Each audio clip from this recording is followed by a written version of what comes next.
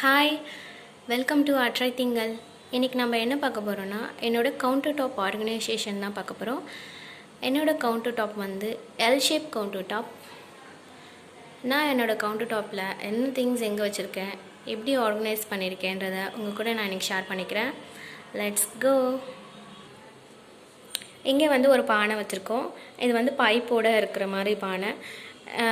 எங்கள் வீட்டில் ஃப்ரிட்ஜில் வந்து வாட்டர் வச்சு குடிக்கிறது இல்லை, ஒன்லி பானை தண்ணி மட்டும்தான் நாங்கள் குடிக்கிறது. நெக்ஸ்ட்டு வந்து இங்கே ஒரு கூடை இருக்குது, வெசில்ஸ் வாஷ் பண்ணி போடுறதுக்காக. இது வந்து சோப் ஆர்கனைசர். இது வந்து ரொம்ப நல்லா இருக்குது. இதை நான் அமேசானில் தான் வாங்கியிருக்கேன். நிஜமாக ரொம்ப யூஸ்ஃபுல்லாக இருக்குது.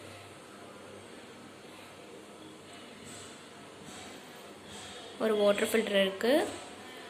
இங்கே வந்து ஒரு கெட்டில் வச்சுருக்கேன். இந்த மக்கில் வந்து சமைக்கிறதுக்கு யூஸ் பண்ணுறதுக்காக வாட்டர் வந்து நான் இதில் தான் பிடிச்சி வச்சுப்பேன்.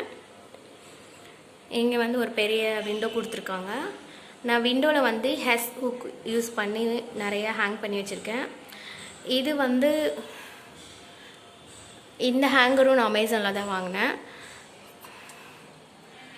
பால் பாத்திரமும் ஹேண்ட் க்ளவுஸும். அப்புறம் நெக்ஸ்ட் இந்த ஹேங்கர் கூட நான் அமேசானில் தான் வாங்கினேன். இதுவும் நல்லா யூஸ்ஃபுல்லாக இருக்குது. இது வந்து 3 கம்பார்ட்மெண்ட்டாக வருது. இங்கே பாருங்கள், இதில் தான் நான் வந்து இந்த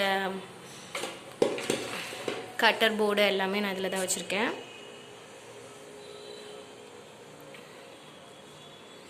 இது வந்து பட்டர்ஃப்ளை 3 கவுண்டர் டாப், 3 பர்னர் இருக்கிறது பட்டர்ஃப்ளை.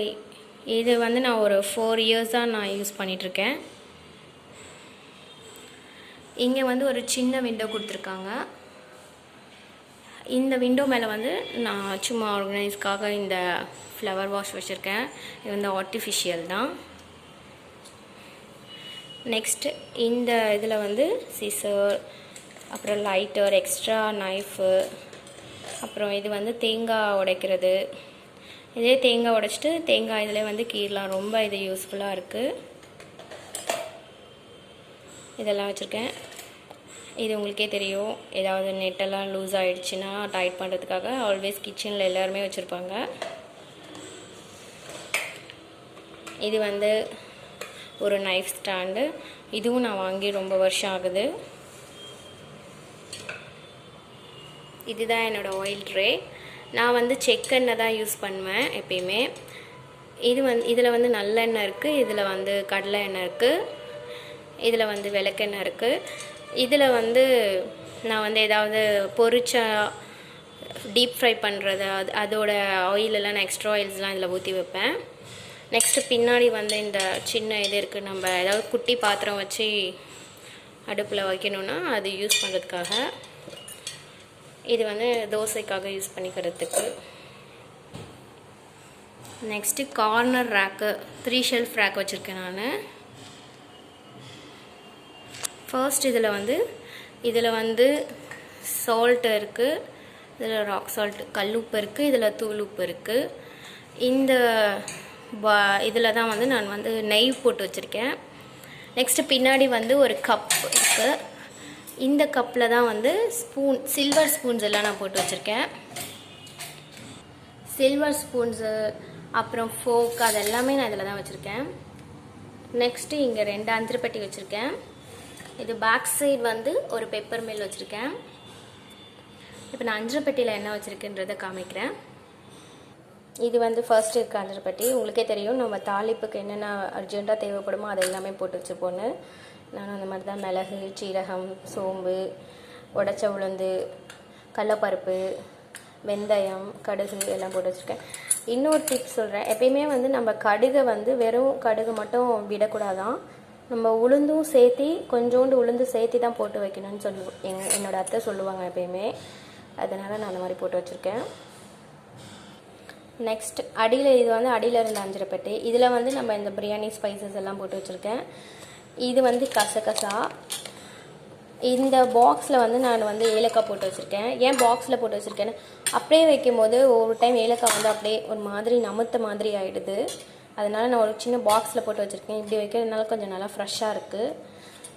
இது வந்து பிரியாணி இலை, பட்டை, லவங்கம், கல்பாசி. இது வந்து ரொம்ப நல்லாயிருக்கு. நிறைய பேருக்கு கல்பாசினா என்னென்னு தெரியலை. இப்படி தான் இருக்கும் கல்பாசினா, ஒரு மாதிரி பிளாக் கலரில் இருக்குது. இது ரொம்ப நீங்கள் போய் மார்க்கெட்டில் கேட்டிங்கனாலே கல்பாசின்னு கேளுங்க, அவங்க வந்து தருவாங்க. இப்போ நம்ம பட்டை லவங்கம் போட்டு தாளிக்கிற எல்லா டிஷ்க்கும் வந்து கல்பாசியும் சேர்த்திக்கலாம். ரொம்ப ஒரு மாதிரி மனம் ரொம்ப நல்லா இருக்குது. கண்டிப்பாக நீங்கள் வந்து ட்ரை பண்ணி பாருங்கள். இது வந்து பிரியாணிக்கு போடுற அந்த ஃப்ளவர் மாதிரி இருக்கிறது.